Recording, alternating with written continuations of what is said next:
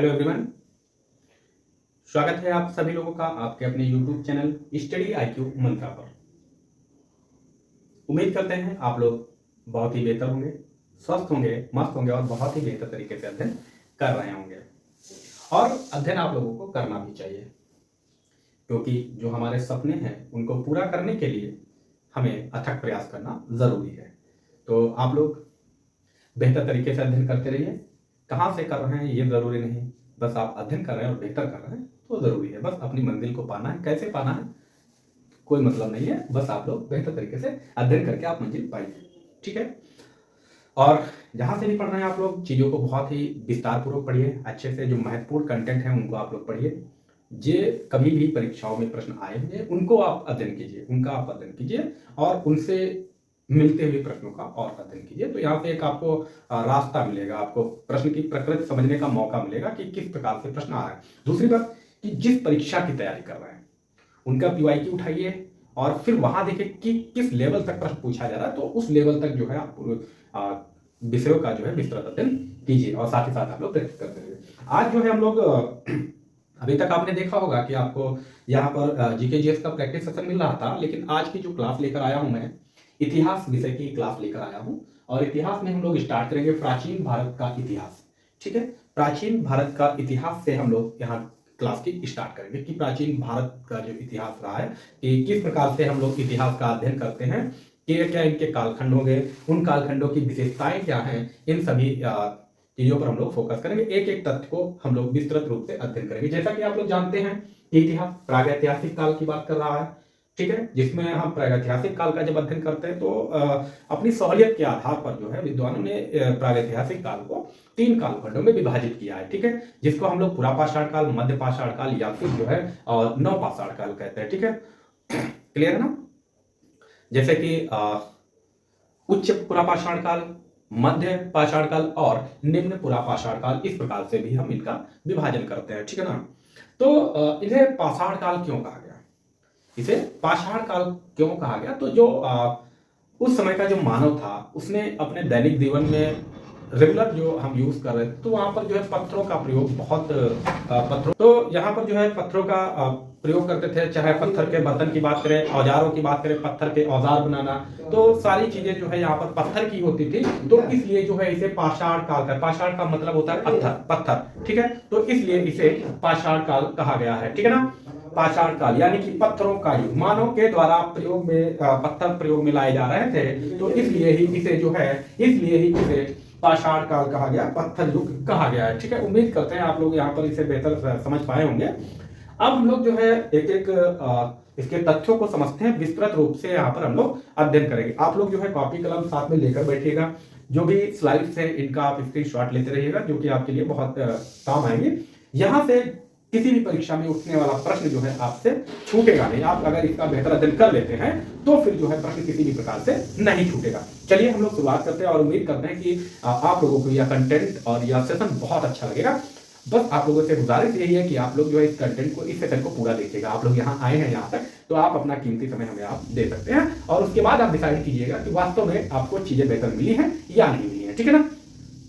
दूसरी बात, मैं अपने फायदे की बात कर लूँ आप लोगों से, तो जो है आप यहाँ पर आए हैं तो आप सब्सक्राइब, चैनल को सब्सक्राइब कर लीजिएगा, ठीक है। ये मेरे फायदे की बात है और आपका सहयोग मैं चाहता हूँ, तो उस सहयोग की भावना से आप लोग जो है इसको सब्सक्राइब कर लीजिएगा, ठीक है। चलिए देखते हैं हम लोग प्रश्नों, देखते हैं हम लोग आज इसका विस्तृत अध्ययन करेंगे, विश्लेषण करेंगे बेहतर तरीके से। चलिए, तो सबसे पहले इतिहास की बात करें।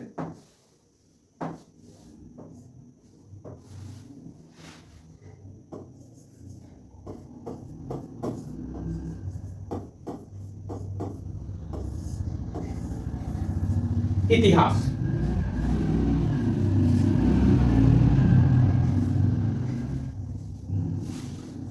तो इतिहास है क्या, आखिर इतिहास है क्या,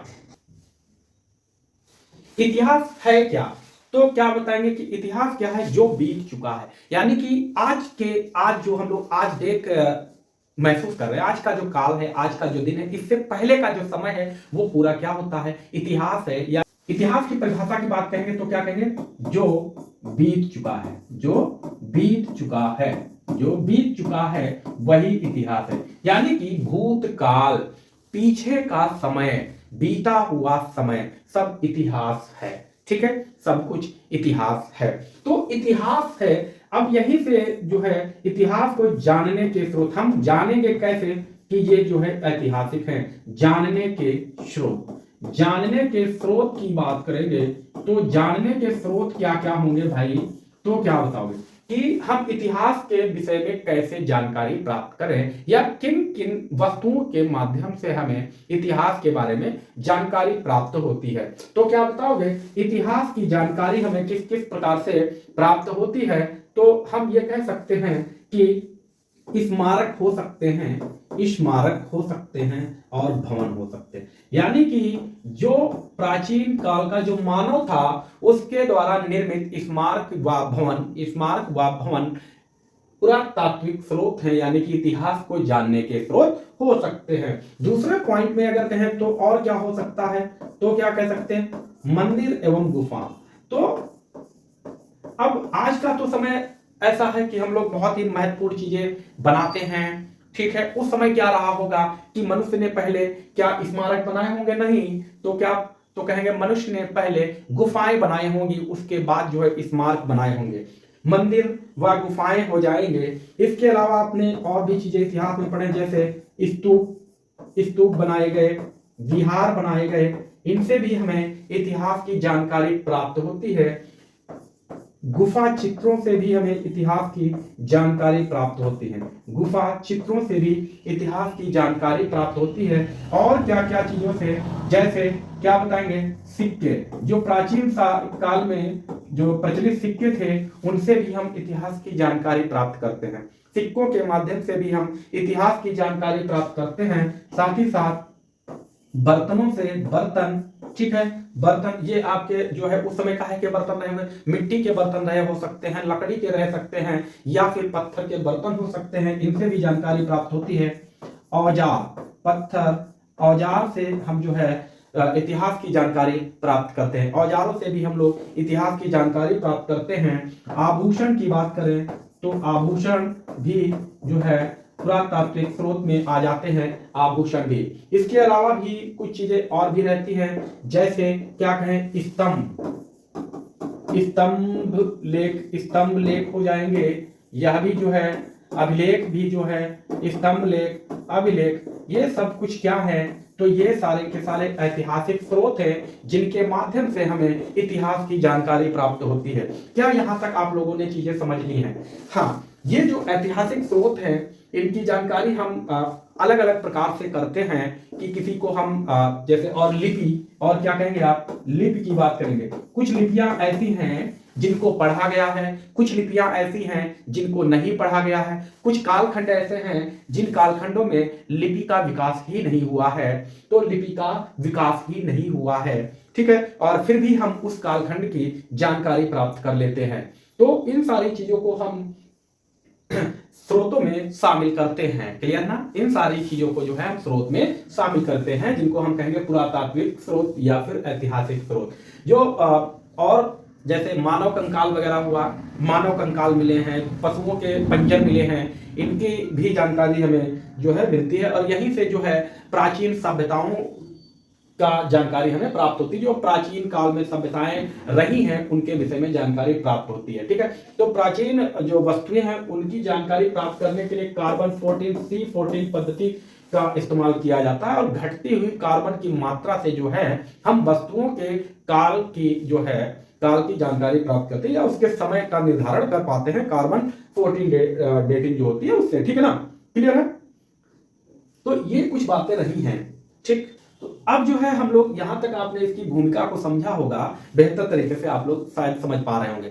इनका स्क्रीनशॉट आप ले लीजिएगा, और अब हम लोग जो है इसको बेहतर तरीके से अध्ययन करते हैं। चलिए, फिर हम लोग जब है इतिहास का अध्ययन करते हैं तो इतिहास का अध्ययन जो है एक पद्धति के आधार पर करते हैं कि जो इतिहास का अध्ययन हमें सरलता से इतिहास का अध्ययन हम सरलता से कर पाए, इसलिए हम इतिहास को इसलिए हम इतिहास को अलग अलग कालखंडों में विभाजित कर देते हैं। कैसे कि वो जो सांस्कृतिक वहाँ की विशेषताएं रही हैं, जो उनका उस कालखंड की प्रमुख विशेषता रही हो, चाहे वो औजारों का बनना हो, चाहे वो बर्तनों की बात हो, सिक्कों की बात हो, या फिर लिपियों के आधार पर हम जो है इतिहास को अलग अलग कालखंडों में विभाजित कर देते हैं। किस तरह अलग अलग कालखंडों में हम इनको विभाजित कर देते हैं। तो कौन कौन से कालखंड की बात करें तो देखें, यहां इस तरीके से बना लेते हैं हम इतिहास। तो इतिहास में जो है कितने कालखंडों में विभाजित करते हैं। एक को हम लोग कहते हैं प्रागैतिहासिक काल। प्रागैतिहासिक काल जो एक कालखंड बनता है प्रागैतिहासिक काल। दूसरा होता है आद ऐतिहासिक काल। क्या होता है भाई? आद ऐतिहासिक काल। दूसरा कालखंड आद ऐतिहासिक काल और तीसरा कालखंड है ऐतिहासिक काल। ऐतिहासिक काल कहते हैं। ठीक है, तीसरे कालखंड को हम लोग ऐतिहासिक काल कहते हैं। ऐतिहासिक काल कहते हैं। क्यों कहते हैं, इसके पीछे भी एक लॉजिक है क्यों कहा जाता। प्राग ऐतिहासिक काल का मतलब क्या है? प्राग ऐतिहासिक काल उस कालखंड को कहते हैं जहां पर हमें मानव के बारे में जानकारी तो प्राप्त हुई है, लेकिन वहां पर कोई भी लिखित साक्ष्य नहीं है। क्या? वहां पर कोई भी लिखित साक्ष्य नहीं है, उसे हम लोग प्रागैतिहासिक काल कहते हैं।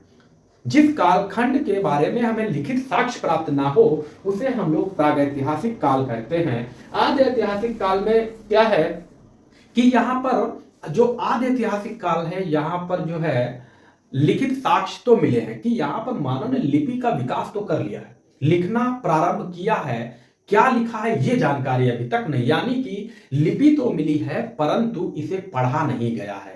ठीक है, इसे पढ़ा नहीं गया है। और जो ऐतिहासिक कालखंड है, यहाँ की जो लिपियां हैं ये लिखित, यानी कि इसके जो विशेषता है, यहाँ के जो जानकारी मिलती है वो लिखित स्रोत भी हैं और साथ ही साथ पठनीय स्रोत हैं जिन्हें पढ़ा गया है, तो उसको ऐतिहासिक कालखंड कहते हैं। तो यहाँ पर क्या कहेंगे हम लोग, यहाँ क्या कहेंगे भाई मेरे प्यारे बंधुओं, तो यहाँ पर जो है विशेषता क्या होगी? लिखित साक्ष्य नहीं, लिखित साक्ष्य नहीं मिले। यहां लिखित साक्ष्य नहीं मिले। ठीक है, यहां पर क्या है? लिखित साक्ष्य तो हैं, लिखित साक्ष्य तो हैं, लिखित साक्ष्य है परंतु पठनीय नहीं, इन्हें अभी तक पढ़ा नहीं गया है, इन्हें अभी तक पढ़ा नहीं गया है। और यहाँ क्या है? यहाँ लिखित भी है, लिखित साक्ष्य भी है और साथ ही साथ यह पठनीय भी है। क्या है भाई? यह पठनीय साक्ष्य भी है। तो अब आप लोगों को बेहतर समझ में आया होगा कि प्राग ऐतिहासिक काल में लिखित साक्ष्य नहीं है, आदि ऐतिहासिक काल में लिखित साक्ष्य है लेकिन पढ़ा नहीं गया है, और ऐतिहासिक काल है जहां पर लिखित भी है और पठनीय भी है। तो अब एक पॉइंट और बनता है कि क्या बनता है दोस्त? तो एक पॉइंट ये बनता है कि अगर यहां पर लिखित साक्ष्य नहीं है, अगर यहां पर लिखित साक्ष्य नहीं है तो इसकी जानकारी कैसे मिली? तो जानकारी का स्रोत, जानकारी का स्रोत क्या रहा है? तो क्या बताओगे? तो क्या बताओगे? पुरातात्विक साक्ष्य, पुरातात्विक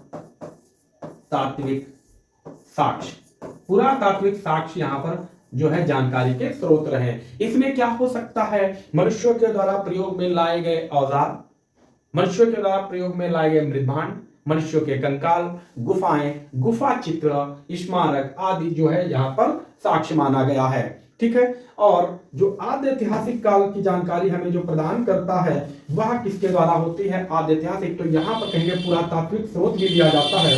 क्या क्या दिया जाता है दोस्तों? तो बताएं, क्या बताएंगे कि पुरातात्विक स्रोत, पुरातात्विक स्रोत प्लस लिखित साक्ष्य भी यहां पर हैं, प्लस लिखित साक्ष्य भी हैं। ठीक है ना, पुरातात्विक साक्ष्य भी हैं और लिखित साक्ष्य भी हैं। यहां पर क्या है? तो यहां क्या बताओगे? यहां पुरातात्विक है, पुरातात्विक है, यहां पर लिखित साक्ष्य भी है। ठीक है, यहां पर पुरातात्विक साक्ष्य भी हैं, लिखित साक्ष्य भी हैं और साथ ही साथ यहां पर विदेशी यात्रियों का, विदेशी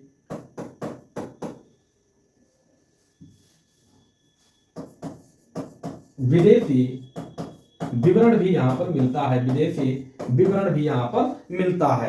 तो ये कुछ चीजें रही हैं जो इनका साक्ष्य यानी कि इतिहास के कालखंडों के बारे में हमें जानकारी प्रदान करता है। इन सारे पॉइंट्स को आप लोग बहुत अच्छे तरीके से नोट कीजिएगा, क्योंकि यहाँ पूछा जा सकता है कि ऐतिहासिक कालखंड की निम्नलिखित में से विशेषता है या फिर नहीं है। आपसे ये कह सकता है प्रागैतिहासिक काल की विशेषता नहीं है, वो कहेगा कि लिखित साक्ष्य जानकारी के स्रोत में पुरातात्विक साक्ष्य है, तो यहाँ कहेंगे लिखित साक्ष्य नहीं है, सॉरी लिखित साक्ष्य नहीं है और पुरातात्विक साक्ष्य यहाँ पर मौजूद है। आदि ऐतिहासिक काल में लिखित साक्ष्य भी है, पठनीय नहीं है, पुरातात्विक लिखित है, ठीक है। और यहाँ जो है सब कुछ है, लिखित भी है, पठनीय भी है, पुरातात्विक भी है, ठीक है ना, और विदेशी विवरण भी यहाँ पर मिलता है। तो इतनी जानकारी आप लोगों को समझ में आई होगी, क्लियर है। चले हम लोग क्या आगे चलें,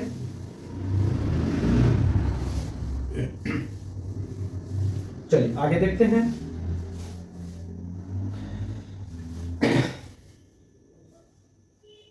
अब जो है प्रागैतिहासिक काल की बात करें, प्रागैतिहासिक काल, तो प्रागैतिहासिक काल की बात करते हैं। अब हम लोग जो है जो अध्ययन करेंगे वो प्रागैतिहासिक काल का अध्ययन करेंगे। किसका करेंगे? प्रागैतिहासिक काल का अध्ययन करेंगे। प्रागैतिहासिक काल, ठीक है, प्रागैतिहासिक काल का हम लोग यहाँ अध्ययन करने चल रहे हैं। तो प्रागैतिहासिक काल में कौन कौन से साक्ष्य हो सकते हैं, तो यहाँ पर हम प्रागैतिहासिक काल के साक्ष्य की बात करें या जानकारी के स्रोत कह लें, साक्ष्य की बात करें या फिर हम कहें जानकारी के स्रोत भी कहें, तो यहाँ पर क्या कहें, इसकी विशेषता भी कह सकते हैं। प्रागैतिहासिक काल की विशेषता, मुख्य पॉइंट ये डालें आप लोग, विशेषता, ठीक है। विशेषता में क्या क्या है, तो सबसे पहला पॉइंट आप डालेंगे, क्या डालेंगे, लिखित साक्ष्य का अभाव। ये आपसे पूछी जाती हैं, तो यहाँ क्या लिखोगे भाई, लिखित साक्ष्य का अभाव। ये जो है प्रागैतिहासिक काल की विशेषता है, आप लोग इन्हें जरूर याद रखिएगा और लिखते चलिएगा। पत्थर के औजार, यहाँ जो औजार प्रयोग हो रहे थे वो पत्थर के औजार हो रहे थे, पत्थर के औजार, ठीक, पत्थर के औजार प्रयोग में लाए जा रहे थे। तीसरा पॉइंट क्या डालोगे, शिकार और संग्रहण, इसकी विशेषता थी शिकार, मानव जो है इस समय शिकारी था, शिकार और संग्रहण यानी कि किसी चीज का संग्रह करने के लिए जो है निर्माण वगैरह प्रयोग में लाए जा रहे थे। व्यक्ति का जीवन कैसा था, तो खाना बदोश था, खाना बदोश जीवन था। खाना बदोश से तात्पर्य, खाना बदोश जीवन से तात्पर्य क्या, कि भोजन की तलाश में इधर उधर भटकना, एक स्थान पर न रहना ही कहलाता है खाना बदोश। व्यक्ति जो है निकलता था खाने की तलाश में, जैसे गया और कहीं पर उसको जहां शाम हो गई वहीं रह गए, यहाँ पर व्यक्ति का कोई एक ठिकाना नहीं होता था, उसी को कहते थे खाना बदोश। और क्या रहा है, 5 नंबर देखें तो आग की खोज इनकी महत्वपूर्ण उपलब्धि रही है। आग की खोज पूरा पाषाण, नवपाषाण काल में हुई है आग की खोज, लेकिन जो है ये प्रागैतिहासिक काल के अंतर्गत ही आता है, ठीक है। इसके अलावा क्या बताओगे भाई, इसके अलावा क्या बताओगे, शैल कला यानी कि शैल कला से मतलब क्या है, पत्थरों पर की जाने वाली कलाकारी। और महत्वपूर्ण एक और उपलब्धि रही है, पहिए का आविष्कार। ये जो है महत्वपूर्ण उपलब्धि रही है, और दोनों ही जो है नवपाषाण काल की उपलब्धियां हैं, ठीक है ना। तो ये हम लोगों ने देखा है कि प्रागैतिहासिक काल की विशेषताएं हम लोगों ने देख ली कि प्रागैतिहासिक काल की विशेषताएं क्या थी। अब थोड़ा सा चीजें और देखें हम लोग कि प्रागैतिहासिक काल की विशेषताएं तो हम लोगों ने देख ली है। इसका प्रागैतिहासिक काल का जो है विभाजन, यानी कि इसका जो है काल विभाजन की बात करें तो काल विभाजन, यहां आप लोग देखते रहिएगा, काल विभाजन अर्थात कि जो प्रागैतिहासिक काल है इसकी विशेषताओं के आधार पर, प्रागैतिहासिक काल को इसकी विशेषताओं के आधार पर निम्न 3 भागों में या 3 कालखंडों में इसे विभाजित किया गया है, ठीक है। 3 कालखंडों में विभाजित किया गया। तो इसका विभाजन आप देखें, नंबर 1 को कहा गया है पुरापाषाण काल, पुरापाषाण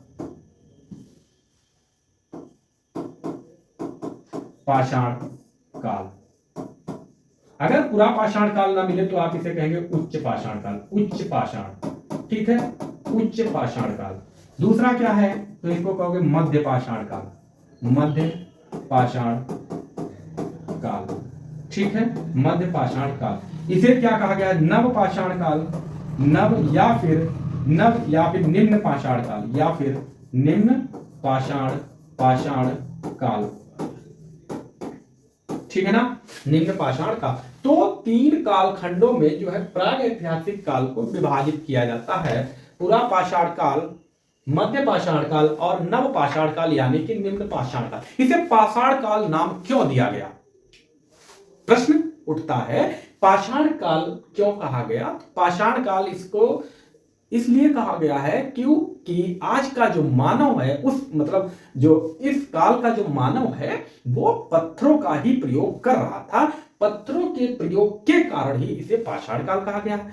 फिर उसमें भी जो विशेषताएं रही हैं कि सर्वाधिक पत्थरों का प्रयोग, जब पुरापाषाण काल में बड़े बड़े पत्थर, खुरदुरे, बेडौल पत्थरों का प्रयोग, तो उसे पुरापाषाण काल। फिर उससे कुछ छोटे, कुछ सुडौल टाइप के, कुछ नुकीले पत्थर, तो मध्य।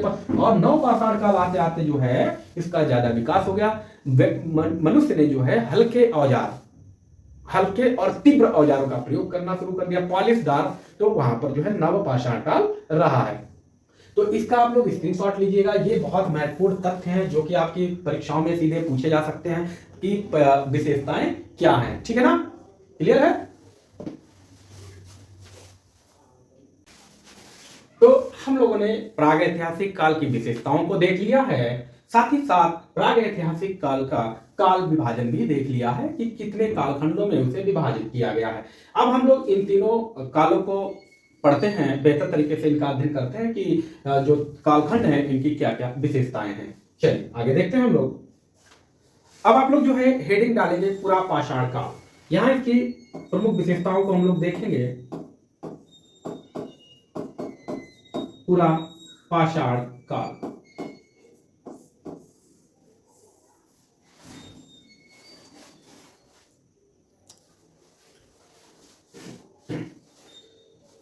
तो पुरा पाषाण काल की बात करेंगे तो सबसे पहला ही प्रश्न अगर आपसे पूछा जाए कि पुरा पाषाण काल का खोजकर्ता कौन है, तो क्या बताओगे?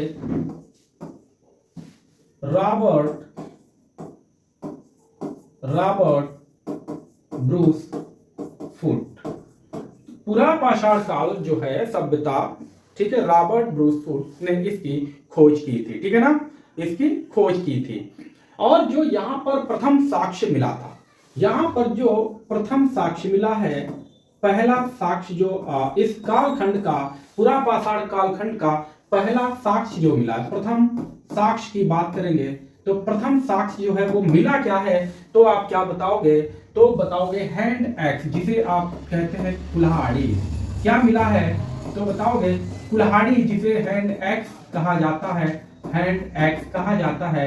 ये उसका पहला साक्ष्य है, हैंड एक्स। कहां से मिला है? तो बताओगे पल्लवरम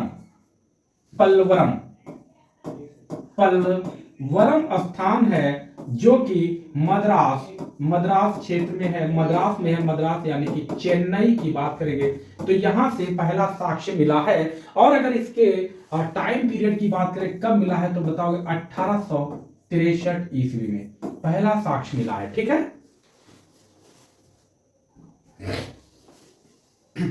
1863 ईस्वी में मिला है, ठीक है। इसके अलावा अन्य साक्ष्य की बात करें तो एक मिला है चॉपर। क्या मिला है? चॉपर मिला है, और साथ ही साथ चॉपिंग मिला है।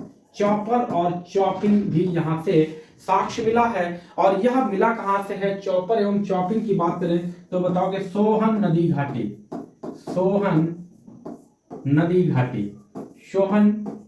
घाटी से यह साक्ष्य मिला है, ठीक है, चॉपर और चॉपिंग, ठीक है। आप लोग समझते होंगे कि चॉपर और चॉपिंग क्या है। कहां? सोहन नदी घाटी कहां? पंजाब प्रांत जो है, पंजाब प्रांत कहां का?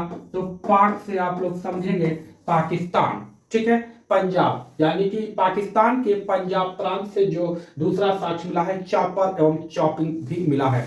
साथ ही साथ अन्य साक्ष्य की बात करें अगर, तो अन्य साक्ष्य में क्या मिला है?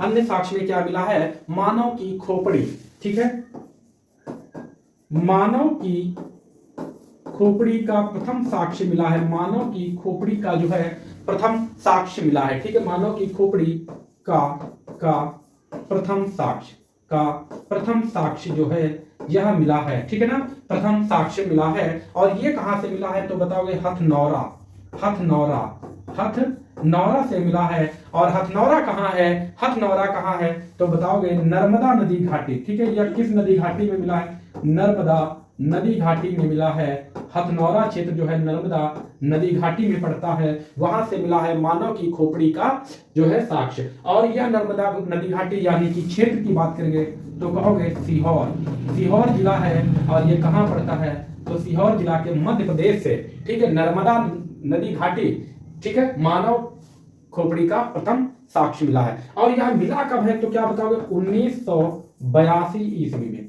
1982 ईस्वी में मिला हुआ है। किसने ढूंढा है, ठीक है, इसके खोजकर्ता कौन है तो कौन है खोजकर्ता किसके, मानव खोपड़ी। खोजकर्ता की बात करेंगे तो अरुण, अरुण सोनकिया, अरुण शोनकिया, अरुण शोनकिया जी जो है इसके खोजकर्ता है, ठीक है, ठीक है ना। इसके अलावा और भी कुछ साक्ष्य मिले हैं। अगर यही कहा जाए कि पुरापाषाण कालीन साक्ष्य और कहां से मिले हैं तो बताएंगे गंभीर नदी घाटी, गंभीर नदी घाटी, नदी घाटी राजस्थान, राजस्थान से भी पुरापाषाण कालीन साक्ष्य प्राप्त हुए हैं। क्लियर है ना, ठीक है, यहां तक बातें समझ में आई हैं या नहीं। चलिए आगे देखते हैं हम लोग। अन्य साक्ष्य की बात करें तो क्या क्या, जैसे एक स्थान भीमबेटका आपने सुना होगा, भीमबेटका। तो भीमबेटका की जो गुफाएं हैं, ठीक है, भीमबेटका ये पड़ता कहां, भीमबेटका रायसेन जिला, रायसेन जिला, रायसेन जिला मध्य प्रदेश, एमपी, ठीक है ना, मध्य प्रदेश। वहां ये भीमबेटका स्थान है। यहां से भी जो है पुरापाषाण कालीन साक्ष्य मिले हैं। तो क्या बताओगे भीमबेटका जो स्थान है रायसेन जिला मध्य प्रदेश में, वहां से कौन कौन से साक्ष्य मिले हैं, क्या क्या साक्ष्य मिले हैं तो भीमबेटका के साक्ष्य की बात करें तो साक्ष्य की बात करें क्या क्या साक्ष्य मिले हैं भीमबेटका से, क्या बताओगे चित्रकारिता, भाई चित्रकारिता के प्रथम साक्ष्य मिले। चित्रकारिता के प्रथम साक्ष्य कहां से मिले हैं तो बताओगे भीमबेटका की गुफाओं से मिला है। और भीमबेटका आपसे पूछा जाता है तो बताओगे मध्य प्रदेश में है, ठीक है। यहां पर जो है कृत्रिम रंगों का यहां पर जो है प्राकृतिक रंगों का प्रयोग किया गया है चित्रकारी में, ठीक है। और यहां से क्या बताओ और क्या साक्ष्य मिला है 243 प्रकार के रंगों का साक्ष्य, 243 प्रकार के रंगों के साक्ष्य मिले, भाई जो प्राकृतिक रंग ये लोग प्रयोग करते थे उनमें कितने प्रकार के हैं तो बताएंगे 243 प्रकार के प्राकृतिक रंगों के साक्ष्य मिले हैं। फिर बताओगे मानव आवास का प्रथम साक्ष्य, मानव आवास के प्रथम साक्ष्य, मानव आवास के प्रथम साक्ष्य यहीं से मिले हैं, प्रथम साक्ष्य यहीं से मिले थे, ठीक है। इससे पहले जो मानव था वो क्या था, खाना बदोश हुआ करता था, परंतु धीरे धीरे मानव ने जो है अपना बस्तियां बनाना शुरू की। और ये बस्तियां सभी जो है नदियों के किनारे रही हैं, यानी कि जितनी भी सभ्यताएं विकसित हुई हैं वो नदियों के किनारे, क्योंकि नदी के किनारे मानव के लिए जो है जल की व्यवस्था रहती है, खाने पीने की चीजें, शिकार भी वहां पर आसानी से मिल जाता है और फल फूल सब्जियां आदि सब कुछ वहां पर आसानी से मिल जाता है। इसलिए जो है मानव सर्वप्रथम अपनी बस्तियां नदियों के किनारे बसाई, इसलिए नदियों को जो है मानव सभ्यता का पालना कहा जाता है, ठीक है। मानव सभ्यता का लालन पालन कहां से हुआ है तो बताइए नदियों से ही हुआ है, ठीक है ना, क्लियर है। चलिए आगे देखें कि पुरापाषाण कालीन और भी साक्ष्य मिले हैं। क्या पुरापाषाण कालीन और भी साक्ष्य मिले हैं, कहां से मिले हैं तो बेलन नदी घाटी, बेलन नदी घाटी, ठीक, बेलन नदी घाटी से साक्ष्य मिले हैं। और यह बेलन नदी घाटी कहां है तो बताओगे उत्तर प्रदेश यूपी में है। और यूपी में किन किन जिलों में यह है तो क्या बताओगे भाई तो बताएंगे प्रयागराज, प्रतापगढ़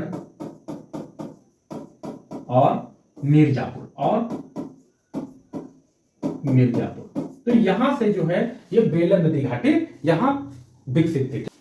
क्लियर है कि नहीं है? चलिए थोड़ा सा इधर बढ़ाते हैं इसको, आप लोग बहुत अच्छे से चीजों को समझिएगा।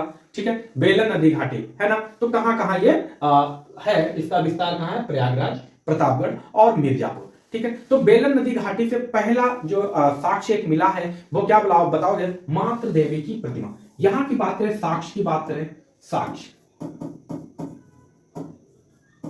तो मातृ देवी की प्रतिमा, मातृ देवी की प्रतिमा, और ये थी क्या? तो बताओगे अस्थि निर्मित, हड्डी निर्मित, यानी कि हड्डियों से बनी थी, हड्डी निर्मित थी। ठीक है, ये जो मातृ देवी की प्रतिमा जो है ये हड्डी से बनी हुई थी, हड्डी से बनी हुई मातृ देवी की प्रतिमा मिली है कहां? बेलन नदी घाटी से मिली है। और ये स्थान अगर आपसे पूछा जाए तो बताएंगे लोहदा, लोहदा नाला, लोहदा नाला से यह जो है स्थान से मिली है, लोहदा नाला स्थान से मिली है। और ये कितने वर्ष पुरानी है? तो क्या बताओगे? 17,000 वर्ष, 17,000 वर्ष पुरानी है। ठीक, यहां तक आप लोगों को बात समझ में आई होगी, आई हो। ठीक है, यहीं से कृषि के प्रथम साक्ष्य, कृषि का प्रथम साक्ष्य मिला है। बेलन नदी घाटी से ही कृषि का प्रथम साक्ष्य मिला है, और जिसमें मिला क्या है? चावल का साक्ष्य। ठीक है, चावल का साक्ष्य मिला है। ठीक है, और यह कहां मिला है? तो बताएंगे लहुरा देव में, लहुरा देव है, लहुरा देव, जो कि कितना पुराना है? तो बताएंगे 9000 बीसी, यानी कि 9000 ईसा पूर्व यह साक्ष्य है। ठीक है, इससे पहले जो है चावल का साक्ष्य कहां से मिला था? इससे पहले चावल का साक्ष्य कहां मिला था? तो इससे पहले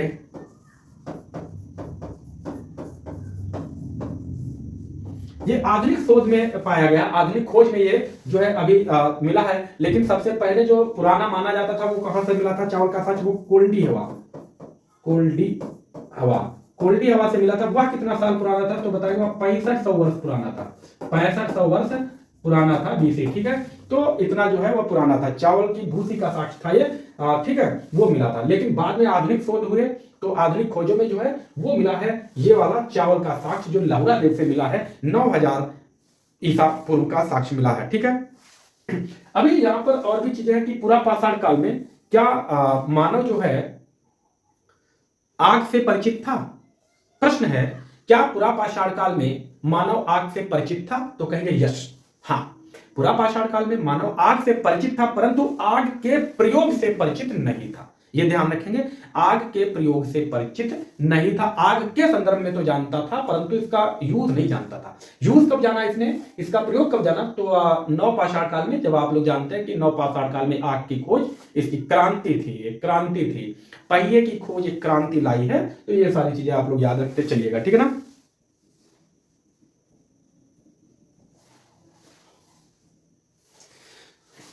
चलिए आगे देखते हैं अब हम लोग।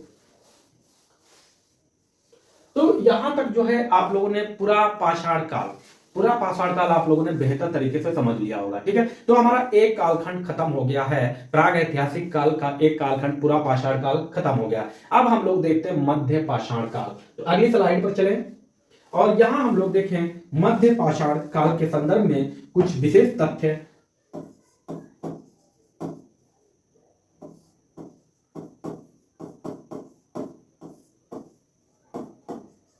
मध्य पाषाण काल के संदर्भ में कुछ विशेष तथ्यों को आप लोग देखते रहिए। ठीक है, और वीडियो आप लोगों को बेहतर लग रहा होगा, बहुत ही बेहतर कंटेंट है, बहुत ही बेहतर कंटेंट है जो आसान नहीं है ढूंढ पाना। ठीक है, तो आप लोग इसको जरूर देखिए और सभी तथ्यों को नोट करते चलिए, वीडियो को शेयर करते रहिए, सब्सक्राइब करते रहिए चैनल को अगर आप लोग नए आए हैं। बाकी आप लोग पहले से हैं उनका हार्दिक स्वागत करता हूं और धन्यवाद भी। इस काल को जो है संक्रमण काल कहा गया। क्या कहा गया? संक्रमण काल। इस काल को क्या कहा गया? संक्रमण काल कहा गया, क्योंकि यह पूरा पाषाण काल और नव पाषाण काल के मध्य का समय था। ठीक है, तो यहां इसके खोजकर्ता अगर आपसे पूछा जाए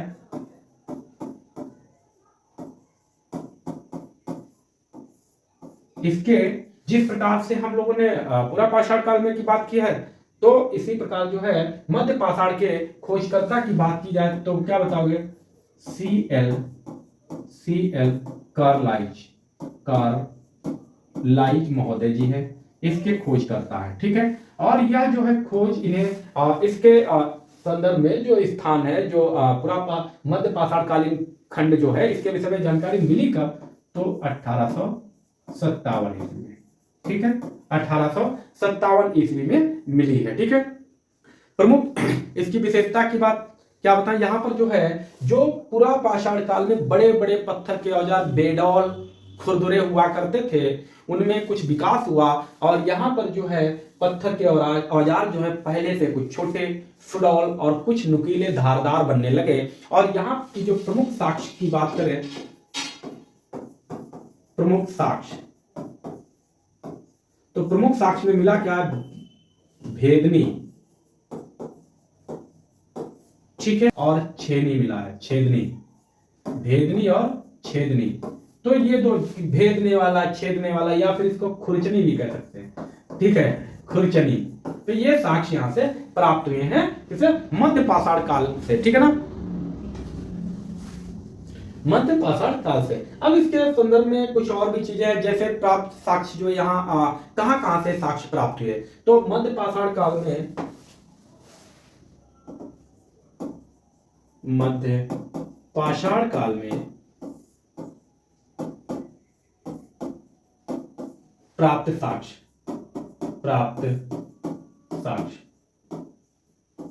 जो मध्य पाषाण काल में साक्ष्य कहां से मिले हैं, तो कहां से मिले हैं? बहुत ही बेहतर, और आप लोग जानते हैं कि एक नदी घाटी है, प्रमुख नदी घाटी, तो कहां से मिले हैं? तो बताओगे? बेलन नदी घाटी से। बेलन नदी घाटी, जो साक्ष्य मिले हैं वो नदी घाटियों से ही मिले हैं। और कौन सी नदी घाटी से मिले हैं? तो बताएंगे बेलन नदी घाटी। बेलन नदी घाटी का विस्तार जो है ये कहां है? तो कहां है? तो प्रयाग में है, प्रयागराज जिसे आप लोग बोलते हैं। दूसरा प्रतापगढ़, यहां भी है, और मिर्जापुर, तो यहां भी जो है बेलन नदी घाटी है। ठीक है, बेलन नदी घाटी है। ठीक है ना। अब यहां देखें कि प्रयागराज से क्या क्या साक्ष्य मिले हैं। तो प्रयागराज से क्या साक्ष्य मिला है? तो बताओगे? स्तंभ मिला है। और क्या मिला है? तो बताओगे? गर्त आवास माने जमीन के अंदर मकान, गर्त आवास। ठीक है, गर्त आवास मिले हैं। और ये मिले कहां से हैं? तो क्या बताओगे? दमदमा से ये साक्ष्य मिले हैं। दमदमा कहां पड़ता है? तो बताओगे? सराय नाहर क्षेत्र से मिले हैं। ठीक है, सराय नाहर क्षेत्र। स्तंभ एवं गर्तावास के जो साक्ष्य मिले हैं वो दमदमा, सराय नाहर, प्रयागराज से मिले हैं। ठीक है ना, क्लियर है। फिर क्या है? प्रतापगढ़ से क्या मिले हैं? हड्डी के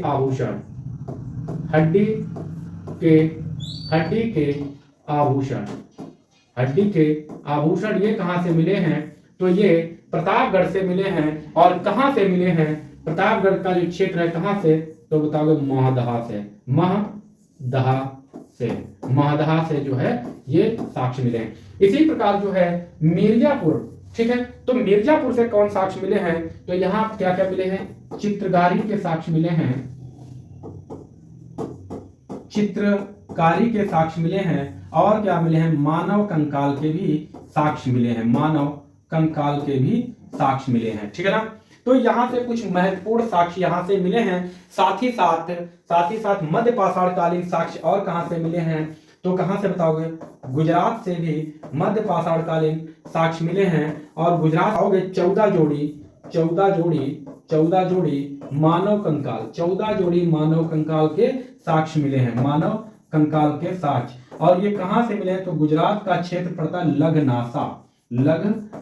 ठीक है, गुजरात का ही क्षेत्र है लगनासा, तो वहां से मिले हैं 14 जोड़ी मानव कंकाल के साक्ष्य। ये मध्य पाषाणकालीन साक्ष्यों के प्रमुख साक्ष्य हैं। ठीक है ना, क्लियर है।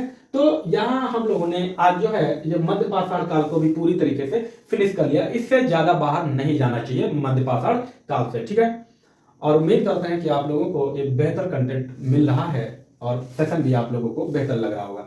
अब हम लोग चलते हैं अगले पड़ाव की ओर, जो कि धीरे धीरे हम लोग प्रागैतिहासिक कालखंड को समाप्त करने वाले हैं। कि हम लोगों ने प्रागैतिहासिक कालखंड के 2 कालखंडों को जो है समाप्त कर दिया है, पूरा पाषाण काल और मध्य पाषाण काल। ठीक है, मध्य पाषाण काल। अब हम लोग चलते हैं अंतिम कालखंड की ओर, जिसे कहा गया है नव पाषाण काल या फिर निम्न पुरा पाषाण काल। ठीक है, नव पाषाण काल या फिर निम्न पुरा पाषाण काल नाम दिया गया है। क्लियर है? नव पाषाण काल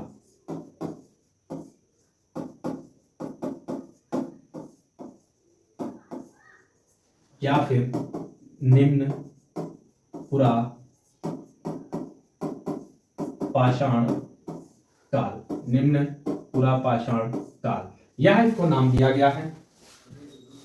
कलर अच्छा नहीं है, आप सही है? ठीक, चलिए ठीक। तो ये जो है नवपाषाण काल या फिर निम्न पुरा पाषाण काल है। और इसकी जो है खोजकर्ता की बात करें अगर,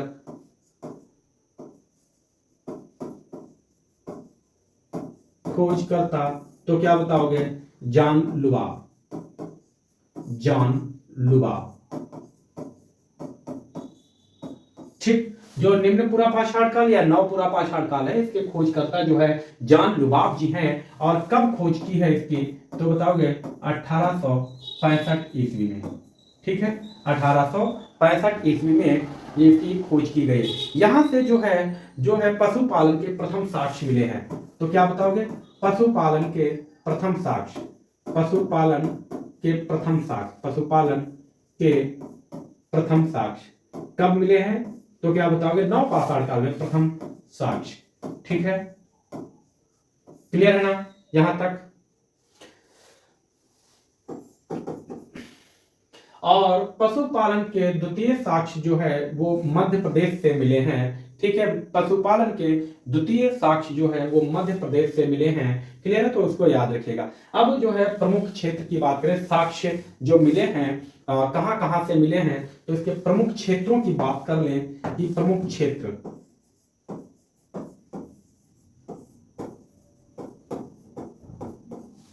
ठीक है, प्रमुख क्षेत्र कहां कहां से कौन कौन से साक्ष्य मिले हैं, तो इसके प्रमुख क्षेत्र क्या क्या हैं, तो इनको हम लोग देखते हुए चलते हैं। तो पहला एक है मेहरगढ़, मेहरगढ़ है।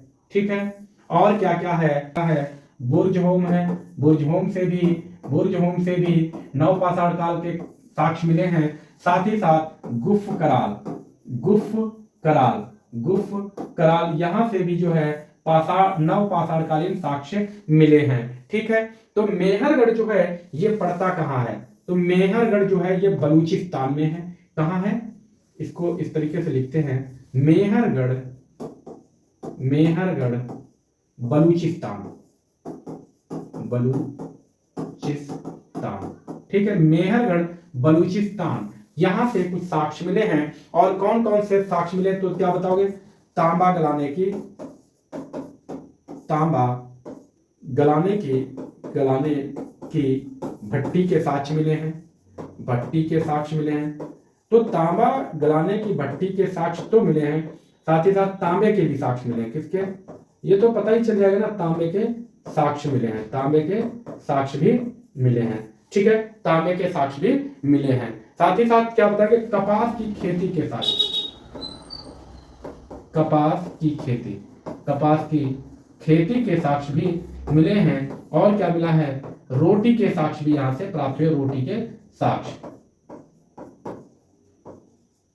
ठीक है, रोटी के साक्ष्य भी यहां से मिले हुए। तो मेहरगढ़ से क्या क्या मिला है? तांबा और कपास की खेती के साक्ष्य आप लोग विशेष याद रखेंगे, मेहरगढ़ से मिले हैं। और बुर्जहोम और गुफ कराल से कौन कौन से साक्ष्य मिले हैं ये भी बताया। साथ ही साथ जो है मेहरगढ़ से जो है कृषि के साक्ष्य भी मिले हैं, यानी कि फसलों के साक्ष्य मिले हैं। तो कौन कौन सी फसलों के साक्ष्य मिले हैं मेहरगढ़ से?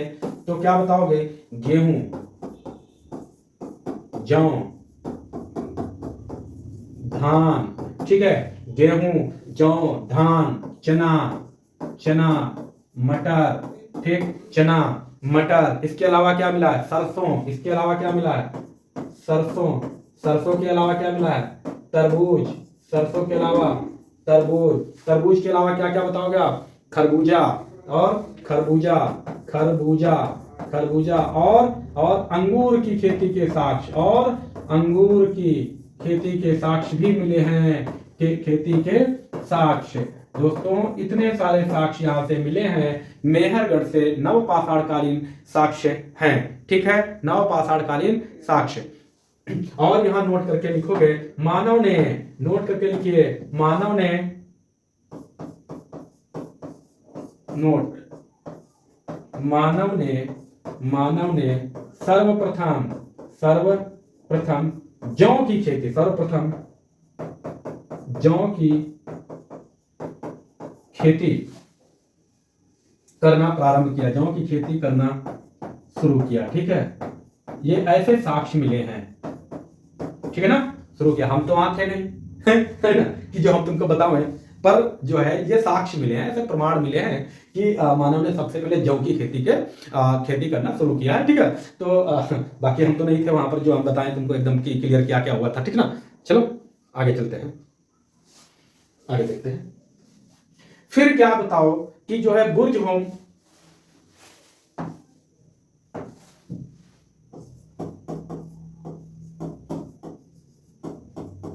बुर्ज होम और गुफ्त करार, और गुफ्त करार और गुफ्त करार, ये दो क्षेत्र एक साथ इसलिए लिखे जाते हैं क्योंकि ये दोनों ही कहां है? J&K, जम्मू कश्मीर में दोनों ही क्षेत्र हैं। और यहां से मिला क्या है, तो क्या बताओगे मिला क्या है? गर्त आवास, गर्तावास। गर्तावास का मतलब क्या होता है? जमीन के अंदर बनाया हुआ घर, गर्ता आवास। ठीक है, यह मिला है। और साथ ही साथ एक और साक्ष्य मिला है, मानव के साथ कुत्ते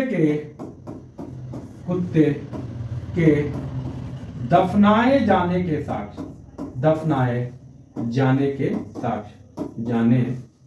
साक्ष्य, तो ये जो है गुफ्त करार से मिला है दोस्त, कि मानव के साथ कुत्ता भी दफनाया गया था। और वो मिला कहां से है, तो बताओगे ये जो है मिला है बुर्ज होम। ये बहुत अच्छे से याद रखना, मानव के साथ कुत्ते का साक्ष्य, दफनाए जाने का साक्ष्य जो है, कुत्ते का साक्ष्य। ठीक है ना, बुर्ज होम। ठीक, ध्यान रखना आप लोग एकदम अच्छे से। और अब जो है नवपाषाणकालीन कृषि। ठीक है, नवपाषाणकालीन फसलें, इनको जो है नवपाषाणकालीन फसलों की बात करें अगर हम लोग, तो नवपाषाणकालीन फसलें जैसे कि मेहरगढ़, स्थान याद रखेंगे, मेहरगढ़ से क्या क्या हुआ है, मेहरगढ़ में जो है कौन कौन सी खेती, तो बताएंगे गेहूं के साक्ष्य, ये कहां से मिले हैं, ये बताना है, मेहरगढ़ से मिले हैं गेहूं के साक्ष्य। ठीक है, तो कब मिले हैं? 7000 BC, यानी कि ईसा पूर्व की बात कर रहा है, 7000 ईसा पूर्व। ठीक है, फसलें, नवपाषाणकालीन खेती या कृषि के साक्ष्य, या नवपाषाणकालीन कृषि। ठीक है, मेहरगढ़ से। ठीक है ना, फिर मिलता है लहुरा देव। लहुरा देव जो क्षेत्र है ये कहां पड़ता है, तो बताओगे संत कबीर नगर। ठीक है, यहां से क्या मिला है, तो यहां से क्या मिला? कृषि का प्राचीनतम साक्ष्य मिला है, कृषि का प्राचीनतम साक्ष्य। ठीक ना, प्राचीनतम साक्ष्य। और ये कब मिला है, कितना साल पुराना है, तो बताओगे 9000 BC। और मिला क्या है, तो बताना है चावल। ठीक है, इसके अलावा कोल्डी हवा, क्या? कोल्डी हवा ये कहां पड़ता है? ये प्रयाग में पड़ता है, प्रयागराज जिले में। ठीक ना, कोल्डी हवा। और यहां से क्या मिला है भाई, यहां से क्या मिला है, तो बताओगे धान। ठीक है, वहां चावल, यहां धान के साक्ष्य मिले हैं। और ये साक्ष्य कितने पुराने हैं, तो बताओगे 6500 BC पुराने हैं ये साक्ष्य। ठीक है, तो आप लोगों ने देखा कि नवपाषाणकालीन जो कृषि के साक्ष्य हैं जो कि महत्वपूर्ण है, ये हमने आप लोगों को लिखा दिए हैं। और इसी के साथ जो है हम लोगों ने नवपाषाण काल को भी पूरी तरीके से कंप्लीट कर लिया है। यानी कि हम ये कहें कि प्रागैतिहासिक कालखंड को हम लोगों ने बहुत ही बेहतर तरीके से कंप्लीट किया है। आपसे पूछा जाए गेहूं के प्राचीनतम साक्ष्य, तो 7000 बीसी कहां? मेहरगढ़ से। अगर ये पूछा जाए कृषि का प्राचीनतम साक्ष्य, तो बताओगे 9000 बीसी लहुरा देव में मिला है। और काहे का? चावल का। और कोल्डी हवा से क्या मिला है? तो धान के साक्ष्य मिले, और वो जो है 6500 वर्ष पुराने हैं। ठीक है, क्लियर है। बुर्ज होम से क्या मिला है? मानव के साथ कुत्ते के दफनाए जाने के साक्ष्य मिले हैं। ये और ही क्या मिला है? इसके अलावा जो है मध्य पाषाण कालीन आप लोग देख रहे हैं, मध्य पाषाण कालीन जो है ये साक्ष्य है, जैसे कि मेहरगढ़ कपास की खेती के साक्ष्य। ठीक है, तो उम्मीद करते हैं आप लोगों को सेशन बहुत अच्छा लगा होगा। बाकी आप लोग जो है कमेंट करके जरूर बताएं कि आप लोगों को सेशन कैसा लगा है। ठीक है, आप लोग जो है कमेंट जरूर करें, कमेंट करके आप लोग जरूर बताएं कि जो है सेशन कैसा लगा है। अगर सेशन अच्छा लगा है तो इसके लिए लाइक करें, और वीडियो को आप लोग शेयर कर दें आप लोग अपने फ्रेंड्स में, और चैनल आप लोग जो है जरूर सब्सक्राइब कर लीजिएगा सभी लोग। ठीक है, ओके, ठीक, मिलेंगे फिर अगले सेशन में एक बेहतरीन कंटेंट के साथ। तब तक आप लोग अपना ध्यान रखें, बेहतर तरीके से अध्ययन करते रहें। Okay, thank you, thanks for watching, take care, bye bye.